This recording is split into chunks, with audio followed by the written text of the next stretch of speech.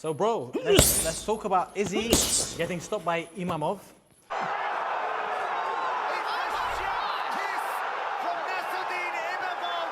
That fight, obviously, Israel Adesanya, he's had a little bit of a hiatus. He's been on a bit of a losing streak, you know, so he took a bit of a break, blamed it on the schedule, and he just didn't look switched on. You know when things are going for you?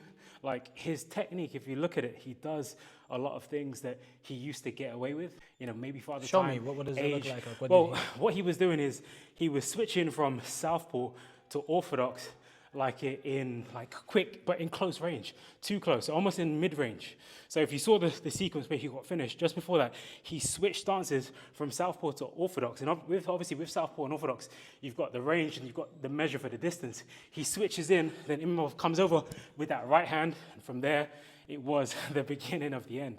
But basically, you know, I think, you know, when he's done it many times, so it's not to say that it wouldn't have worked. I just think, you know, he just didn't look sharp, and maybe age or focus, lifestyle. They say it's very hard to get up when you have silk sheets at night. So, you know, so maybe that's what it is, but it's not looking good for him at the moment. It kind of reminds me, reminiscent of Anderson Silva when he was on the decline. Take nothing away from Imavov, because French fighters are on a tear at the moment. What's next for Israel, do you think? Back to the drawing board, you know. I don't even know where he goes from here. Lost to Sean Strickland. This was meant to kind of team up because obviously Sean Strickland is fighting against Dricus du Plessis again for the middleweight title, so that's a rematch. And should Adesanya have won this, the UFC cash cow would have like chucked him in. Now he has to go down the pecking order. And the problem is, you know, it's either he goes up where Alex Pereira is, don't think he wants that, or he goes down. But you know what the funniest thing was, right? In that fight, there was a moment just before the knockout. He tried to do that Jamal Hill, Alex Pereira moment where he got the low kick and said, hold on, relax, you know, and then, because the ref tried to stop it to give it time, because he had an eye poke.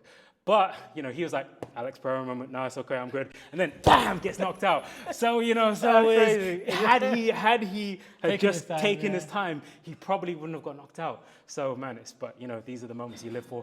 Respect to him, though. He took it like a champ, and I'm sure he will be back, hopefully.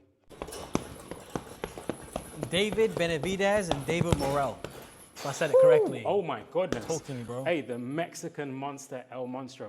You know, I picked David Morrell to win this fight. You know, it was a 50-50 fight, reason being both evenly sized, both evenly matched.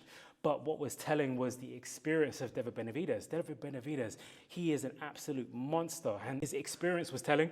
He's had 30 pro fights. David Morrell Jr., he had 11 fights. This was his 12th professional fight, although more pedigree than Benavidez. Benavidez, he just fought a higher-level opponent, and it was telling. You know, in that initial parts of that fight, it was fast-paced. David Benavidez, he surprised me with his defense. You know, he comes forward, but he's more defensively sound than I've seen him. You know, he had a nice high guard. He moved things. Sometimes he was a bit elusive, but he caught most of the shots. He took a few shots because Morrell, slick operator, head movement, kind of kept it low, kept the range, came up with shots. But Benavidez, he had more of the sharper, crisper shots, and he was putting a punishing on David Morrell Jr. David Morrell Jr., you know, valiant, you know, showed heart, came into it towards the end. You know, it was a very, you know, one-sided victory, but it was a tough fight. David Benavidez said it was easier than he expected. He was going to say that he's been chasing Canelo, but that fight's not going to happen. But now it's looking like the fight end of this month is going to be interesting because he just looked a bit sharper than I've seen him. He looked more impressive than his previous fight. This was a tough opponent, although inexperienced. David Morrell, he's a slick operator, and he will be back, man. He kind of half dropped Benavidez in the 11th round. It wasn't really a drop. It was more off balance, and it caught the arm, and he went over. So it was ruled a knockdown, but it wasn't really a knockdown. But David Benavidez is going to be exciting, and light heavyweight, he wipes out the likes of everyone else apart from Dimitri Bivol and Artur Beterbiev. I can't see anyone in that light heavyweight division that is as crisp and as technical, but as ferocious as him. He has this square stance, right? Which is almost Mike Tyson-esque, and he's just there, and he's long, and he's just in your face the whole time. The pressure, the volume, the precision, his shots, the shot selection, uppercuts to the body, horrible. Pressure was just too much, but credit to him, he didn't get stopped, so I reckon he's got some heart, and he will be back, man. But fascinating fight. It was a bit of a war. It was in the early parts. It was very like high intensity, high paced. But man, love to see it. So hopefully, Exciting he times. fights Beterbiev next, because that will be a killer. Imagine Beterbiev come forward. Do you think there's a lot many years left in Beterbiev? Maybe George one more Foreman. fight. Maybe one more fight. If obviously if he wins, then the trilogy between him and Bivol is done, because that's 2-0. Yeah. So then Benavidez, he just won the interim championship. I think he's picked up 2 belts now, so interim and a WBA belt at light heavyweight. So that puts him next in line, and I can't see anyone else that the people would want to see. And I know anything you know about Saudi and Riyadh season at the moment, and Ring Magazine, Turkey wants to make the best fights, and the Mexican Monster versus the Crusher Artur Beterbiev is going to be an absolute banger. For sure. Exciting times. Cool. Okay, so hold on a minute. Yep. Yeah. Okay, looking like MVP now. I wish. Speaking of MVP, MVP, MVP shines middleweight debut against Shara Bullet. Did you think he was going to win? You know what? Shara Bullet, credit to him. Dana came out and said the guy only has one eye, but that's no excuse. He's still a phenomenal striker. MVP was relentless. He showed us some really sharp improvements. He knew when to clinch, knew when to smother the work. His movement is hella awkward anyways, hella techie. Like he's constantly up with that taekwondo-esque karate kind of style in your face.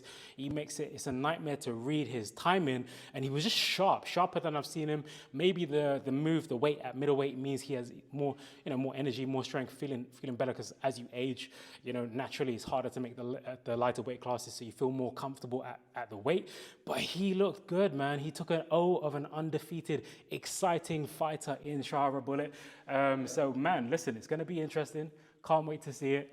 And listen, I think for him, what's next is, where Adesanya's on the decline, MVP's on the rise, and this could be, some interesting matchups from him, because now, obviously, you're looking at the likes of, like I said, Sean Strickland and what's his name? Dracus Duplessis, next week. That's going to be a good fight. And I would like to see how imagine MVP versus Sean Strickland. That would be amazing. Nice fight. So there's some good fights to make for sure, 100%. So credit to him. And it's good to see him back to winning ways, because he had a bit of a, stop-start, beat Kevin Holland, and then lost to Ian Gary, because Ian Gary, kind of dominated with the grappling. And he showed some good kind of like takedown defense, good strength in the clinch, and he looks strong. So good to see from MVP.